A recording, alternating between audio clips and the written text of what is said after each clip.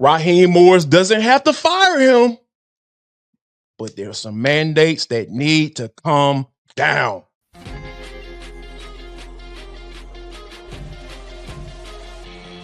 This is Locked On Sports Atlanta, and it's time for the Atlanta Football Party, only on Locked On Podcast Network, your team every day.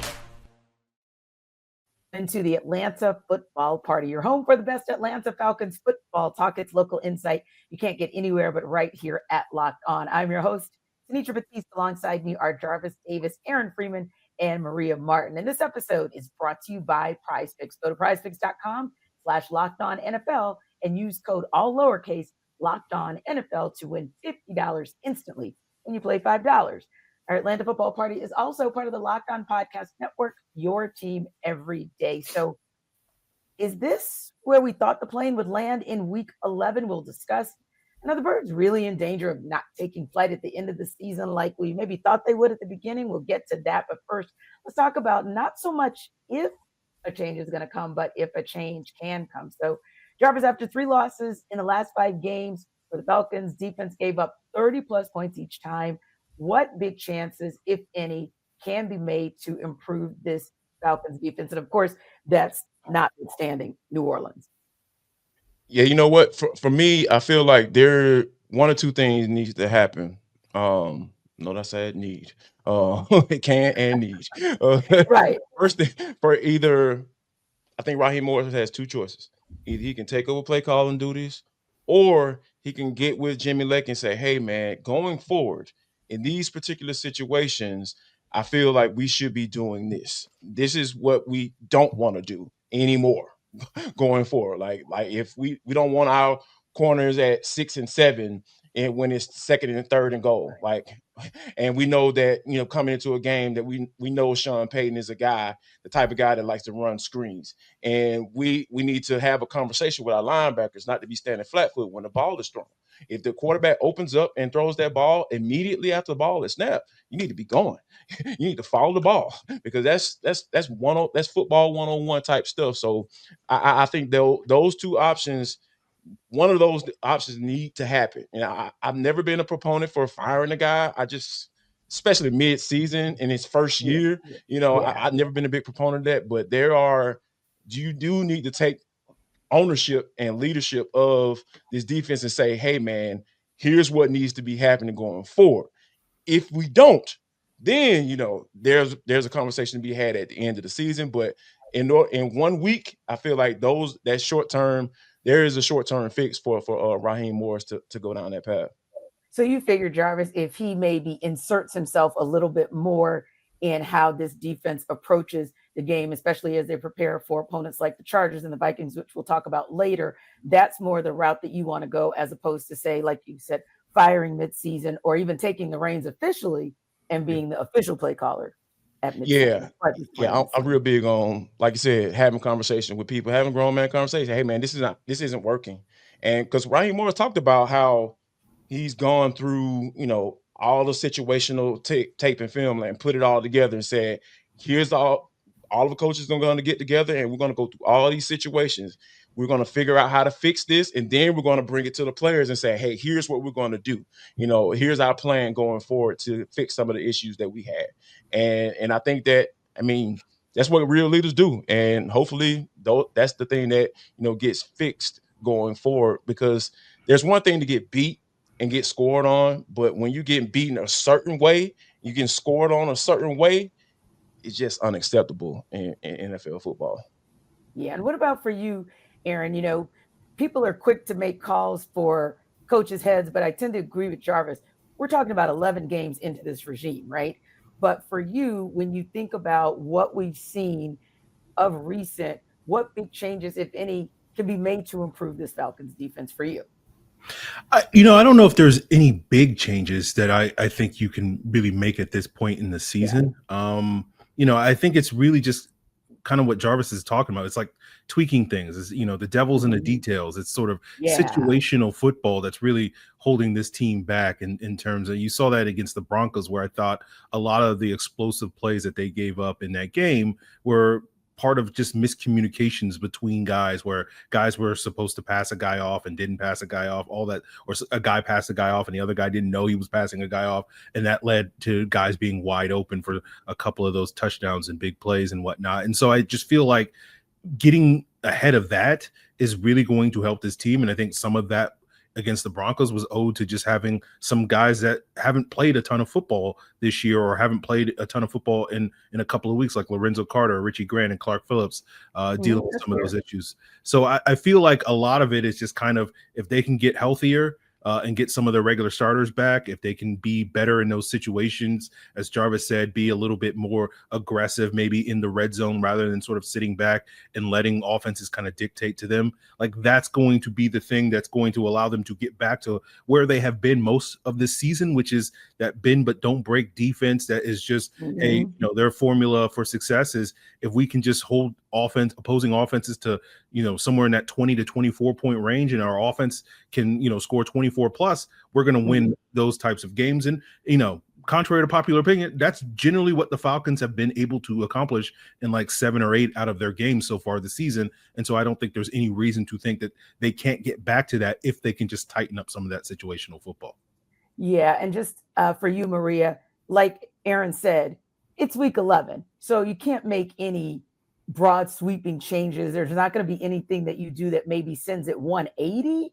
But what changes do you kind of see that are feasible for the Falcons to make in order for the defense, like we said, to get back to its Oreo status, its bend but don't break status, or whatever it takes to win a game status? Yeah, I mean, I don't think there's any drastic changes that you can do. And I don't necessarily believe that firing Jimmy Lake at this point in the season is going to give you the results that I think fans are hoping and looking for. If at the end of the season, maybe they spiral out of control and don't win the division, which I know we're going to talk about, then you can look at maybe readjusting your staff a little bit. But I'm echoing the same sentiments. I'm not a big advocate for firing coaches midseason unless it's something where you feel like it is going to make a drastic difference. Right. And one thing that I want everyone to know is that Roz never really made it deliberately clear as to who has complete control of play calling. We don't know how much he has involvement in it. It's still very reminiscent of Raheem Morris's defenses in the past that we've seen.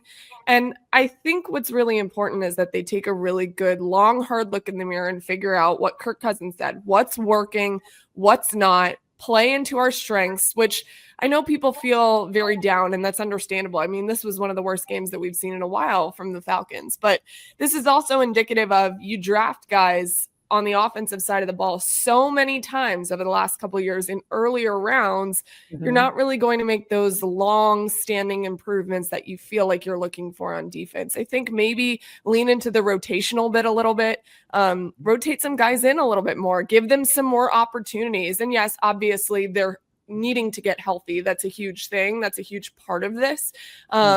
But, we just saw so much bad defense on Sunday that it's hard not to feel like the sky is falling on top of you, especially when you see them give up 3rd and long touchdowns. But, I'll let Jarvis go because he's ready to rip my head off or something. He's got that look on his face. No, Maria, you preaching. I'm in my corner. I'm getting my hold on. I'm feeling this. I'm feeling it in my spirit. You start talking about long-term stability on defense. Oh, that makes my heart sing. Oh my it's God. Not possible with where we are on defense right now. That's for sure. That is for sure. I'm preaching something that I want to happen, Jarvis. That's not really a reality. Yes, I was just having a conversation with my daughter about last night about speaking things into existence, and it's a real thing. I'm telling you, you just got to put action behind it. But to your point, Maria, a first-round draft pick. Hey, have you spoken a first-round draft pick? I know. On defense in the beginning? It's obvious that the Falcons and Jarvis Davis aren't aligned spiritually. You know what I'm saying? I don't want to go down this road too much, but you know what I'm saying? It's obvious that they don't, we're not aligned. We're not on the same page. So they're on their page. So, hopefully they'll get on my page. But to your point though, Maria, I feel like people forget early on in the season, this defense was holding it down for everybody. You know what I'm saying? For this team, right? They kept them in games until the offense figured it out. So, Kirkin was trying to figure out his whole trust things and with the wide receivers and all that good stuff. First time playing football. I think people need to kind of remember that. So, as we go into this bye, we can have these conversations about firing folks. So yeah, that's kind of where I'm at. I really feel like long term, Maria's right. And I think that people need to remember, how we started the season. Like, hey, defense was holding it down. Right. So speaking of that, you look at real quick a comment that Caden Ellis made, and basically he said, this is what he had to say rather on how this team defended screens, as we were talking about just moments ago. Quote, Jimmy, of course, meaning Jimmy Lake, was yelling to me on the headset that screens were coming. We're telling everybody that screens are coming. So Free, if players were given the plan and just didn't execute, is it fair to blame Jimmy Lake for those shortfalls? Yeah, no, I don't think so. As Maria's sort of talking about, like, it's the low hanging fruit to blame the coach when things go wrong.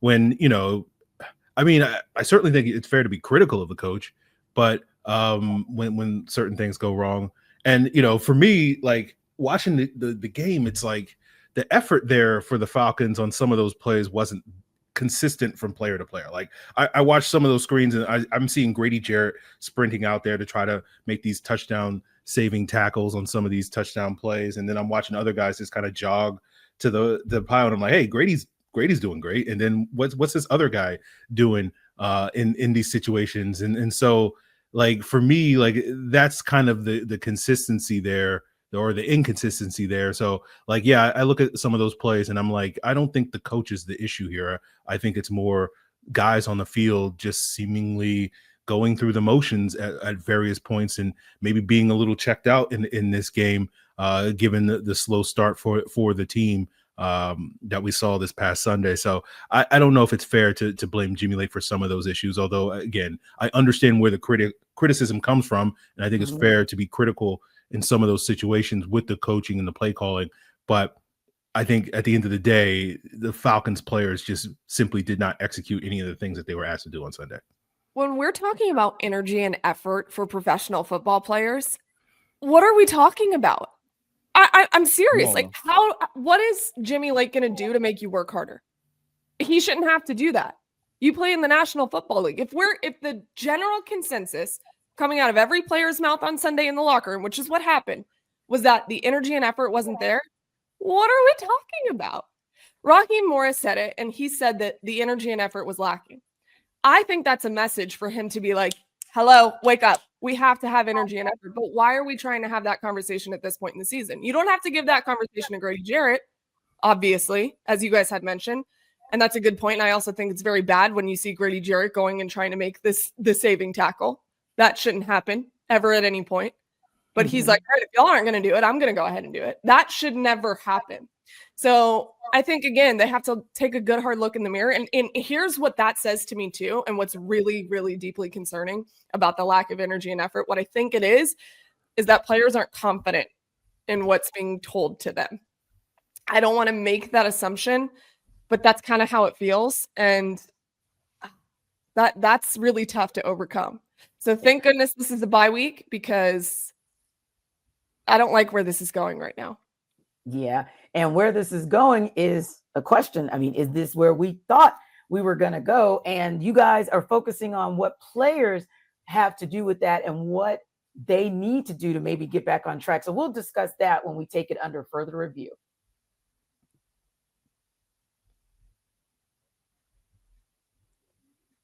This episode of our Atlanta Football Party is brought to you by Built. So real talk, we've all been there feeling like we're burning cash with rent checks for some, with how we spend on our fashion for others. It can be frustrating, right? Or sometimes, like me, I got a sweet tooth and I spend a little bit too much on desserts. But here's the deal. Built Rewards has figured out a way to make rent more rewarding. Say goodbye to the money bonfire and hello to a renter's revolution with Built. Built is breaking ground as a neighborhood rewards program that hooks you up with points on your rent. Every month, pay your rent and watch the bill points roll in. And I can speak on that because I'm transitioning from being a renter, going back to being a homeowner. But until that time, it's great that my community actually offers Built Rewards. You can use those points to jet off on a dream vacation, Put your points toward a flight or hotel stay with 500 plus airlines and 700,000 plus hotels and properties. You can also use your points to book fitness studio classes, redeem them toward a future rent payment. They're designed to meet your lifestyle. Pay rent hassle-free through the Built Rewards app. Your rent game just got a major upgrade. Built points have been consistently ranked the highest value point currency by the Points Guy and Bankrate. So earn points by paying rent right now when you go to joinbuilt.com/LockedOnNFL. That's JOINBILT.com/LockedOnNFL. Make sure to use our URL so they know we sent you. Join built.com/LockedOnNFL to start earning points with your rent payments today.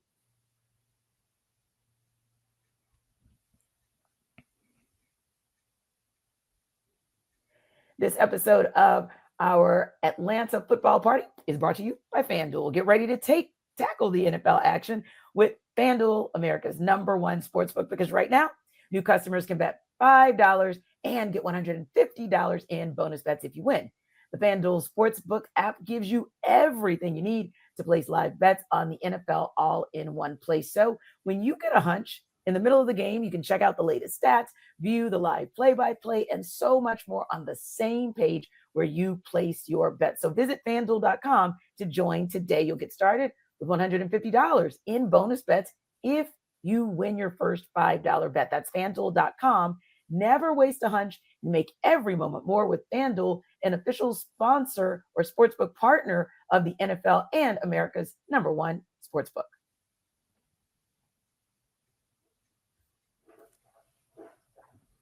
So guys, I know we'll talk about where the Falcons currently sit at the bye week as far as their record goes in a second. But before that, because we were talking about where the onus lies in terms of the players versus the coaches, I wanted to start off asking you, Free, about something that I read about the Detroit Lions, who obviously, if the playoffs were today, they're sitting in the #2 spot in the NFC. And in large part, that's because they had a bad beat against the Tampa Bay Buccaneers in week 2. Not so much that the score was a bad beat, 20-16, but it was one of those where the Lions had every chance to win the game, should have won the game, didn't win the game. So after that, one of their players got in the locker room, did a different kind of screaming than we just talked about with Jimmy Lake in Kate Ellis's headset. And that reset that team, 9-1, haven't lost a game since, in control of their playoff destiny. Who should be or is going to be that player for the Falcons who gets in everybody's face and to help right the ship that's wrong, if that player actually even exists on the current roster?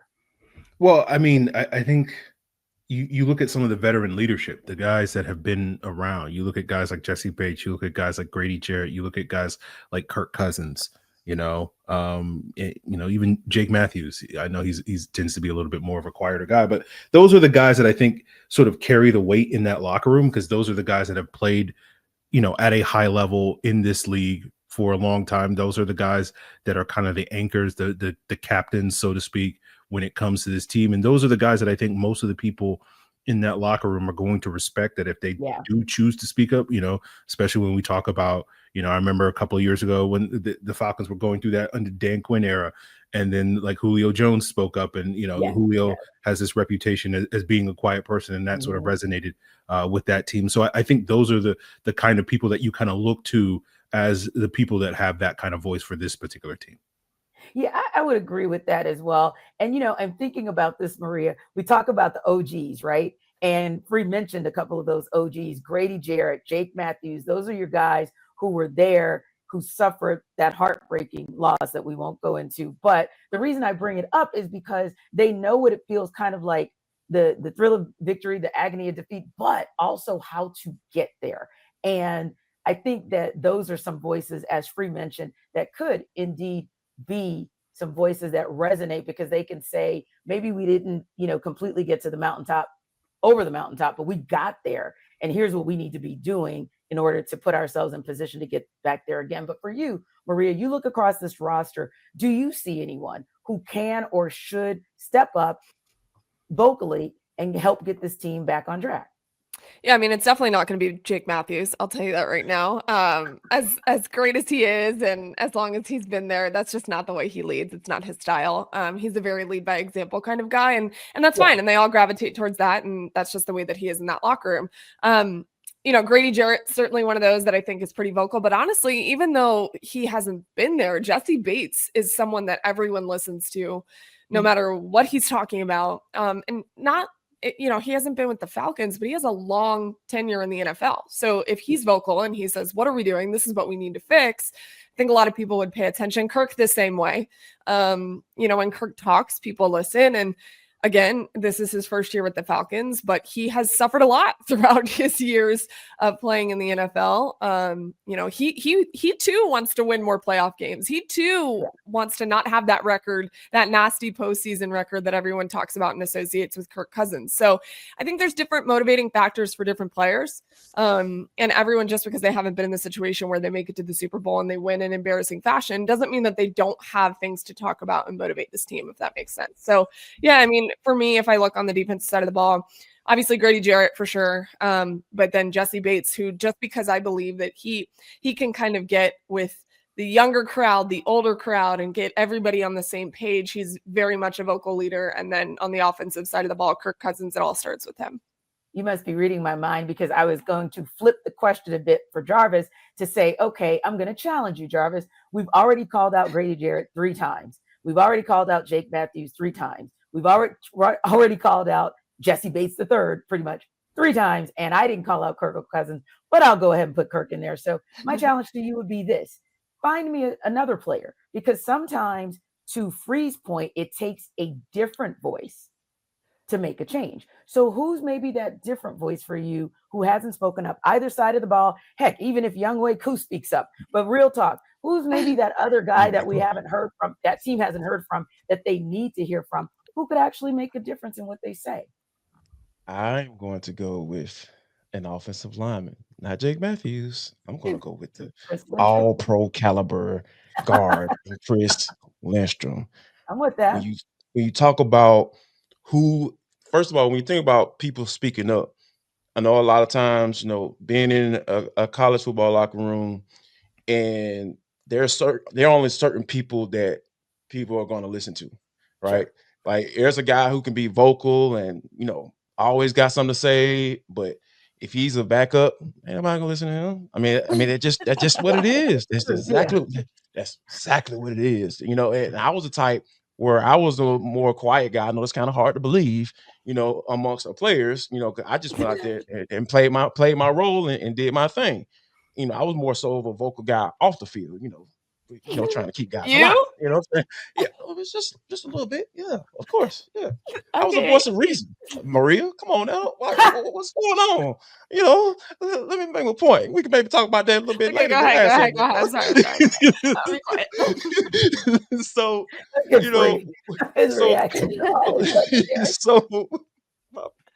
okay, well, y'all help me, man. I'm trying to make my point here. So when you have people, who speak up, like, it got to be a level of respect for your play before it gets received the right way. So we shall see what it looks like for these Falcons on the other side of the bye. But are the Birds really in danger of not taking flight at the end of this season, like we all thought they were going to do at the beginning of the season? We'll talk about it and what's next.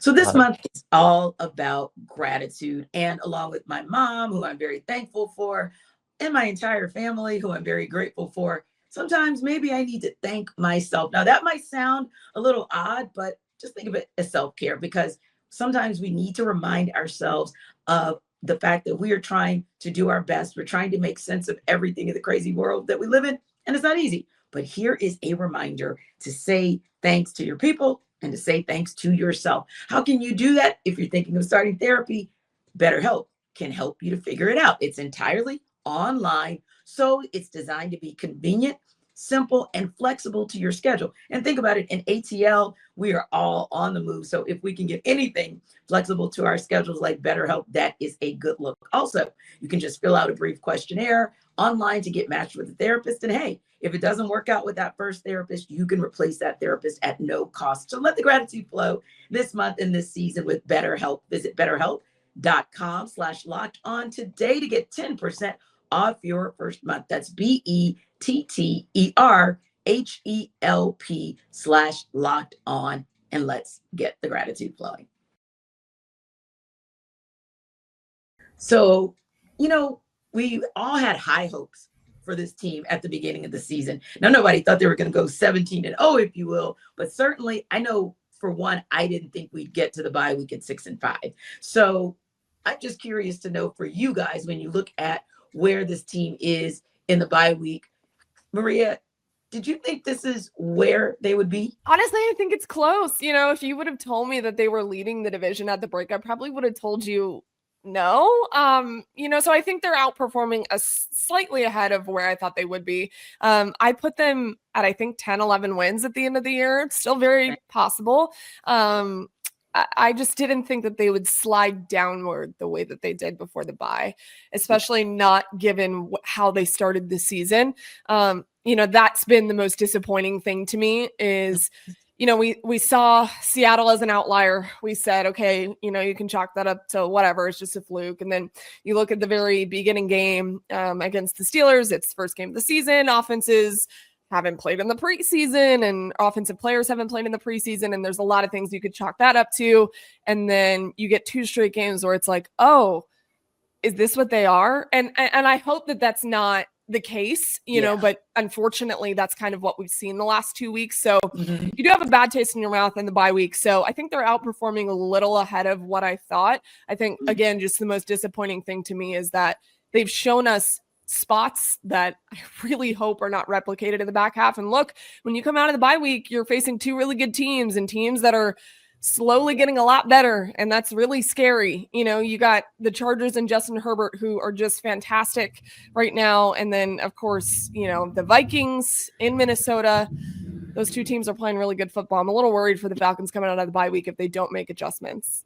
Yeah, because they're definitely 2 teams that are playing complete good football, especially the Minnesota Vikings. So that's an intriguing matchup. But for you, Free, when you kind of consider the swoon of late with the Falcons, and granted, they're still at the number 4 position. They are still projected to win the NFC South. But did you think they were going to be at this position? And do you think they are in danger of losing a playoff spot? Because real talk, the division is essentially their only way. That's their road to the playoffs. Yeah, I did actually have them, 6-5 going into the bye week. They called me the Falcons prophet for a reason, so man, big old pat on the back, boy. Wow, you had to slip that in there. Yeah, I do what I do. I do what I do. But no, I think it is going to be a challenge coming out of the bye week. They got 2 very tough matchups against the Chargers, the Vikings. You got Washington later in the season. The Giants, the Raiders, the Panthers, may not be juggernauts of teams, but they're certainly scrappy to give the Falcons a challenge, especially if the Falcons continue to play the way that they played the last couple of weeks. So it's going to be a challenge to finish this season strong. But, I'm optimistic at this point that they will be able to do that. But talking about the playoff situation, I've been telling people all season long that this team loves the drama. They're going to make it as dramatic as possible. It's going to be a week 18. They have to beat Bryce Young in the 4th quarter type of game to make the playoffs. So I just tell people, just accept it, come to terms with it now, so that when that day does eventually arrive and we're sitting there sweating bullets in a 1-score game against the worst team in the league, Carolina Panthers, in week 18 in the 4th quarter, like you just, I already knew this was coming 6 weeks ago. So it's going to happen. So just embrace the drama. This is what the Falcons are. So that is definitely coming. Yeah. Maybe control your heartbeat. Maybe control your heartbeat throughout every week before you get to Sunday, and then just pray that you don't fall over on Sundays, because that's what this team is doing. I literally said to my team at 11 Alive the other day, I said, you know what? I've been here for 5 years. I've had a pretty good sample size of the Falcons, but I'm starting to feel real bad for Falcons fans. I get it, man. This is so stressful and Free. That's exactly how it feels. It feels like it's going to come down to the Panthers at the end of the year. And that is what I did not think would happen, but they don't call me the Falcons prophet, so I don't know. Maria, are you suggesting people take Ritalin? What's going on? What? We are not calling out names because that's not a sponsor. So moving right along. When you look at what the Falcons are going to do on the other side, better of the help. Jarvis, Better help. Not really. Better help. Exactly. Go get you some therapy, not drugs. Does it depend on whether the Falcons can get a win against the Chargers next week and or the Vikings the week after? does the fate of the Falcons for you lie there? Ooh, I mean, I don't think it lies there for as far as whether or not they can get into the playoffs, because I believe like they're right on track. And I don't Mhm. call myself the Falcons prophet, but I did say the Falcons would win at least 9 or 10 games. And given how looking at the landscape of this division, I like that can win you the division. And when you Yeah. think about that first year head coach, in this regime and trying to figure out what's going on with Terry Fontenot and as far as the draft and all that stuff, right? For you to get into win a division, get into the playoffs, that's the good, solid first season as a head coach of this team. And I think that people kind of need to remind themselves of that. Remind yourself of that and then go get some better help. But I think as far as with these two matchups, I feel like just from a locker room standpoint, man, if you can just get one of these, Yeah. get one of these doggone games, and I'm sure, and I'm pointing at that doggone Minnesota game because you're going on the road. Kirko is going against his former team. Hey man, y'all left me out to dry. Y'all told me straight up, hey, we don't want you no more. Go find somewhere else to play. You injured, you're banged up, you're finished, you ain't got nothing left in the tank, bruh. So going on. We're going to replace you with Sam Darnold and JJ McCarthy. And they're going to be the future of our organization because you can't give us jack no more. So, yeah, that's the game that I'm pointing to. Like, get one of those games, not two is being greedy. If you get one of those against playoff caliber type team, I feel like that'll go a long way with the message Raheem Morris is trying to convey post bye week. Yeah, you just hope that Kirk Cousins doesn't overdo it in his return to Minnesota. But for me, I think that Chargers game might be the one that's gettable because of what I saw the Chargers do against the Cincinnati Bengals. And we've seen how much they bungle the season. So I'm going to give them an opportunity to bounce back in Los Angeles. Thanks to our everydayers for making the Atlanta Football Party your first listen of the day. Be sure to stop by the Atlanta Football Party Mondays and Thursdays for a double dose of all things Falcons. Be sure to like and subscribe to our YouTube channel. And we're also free and available wherever you download your podcasts. We'll see you Monday.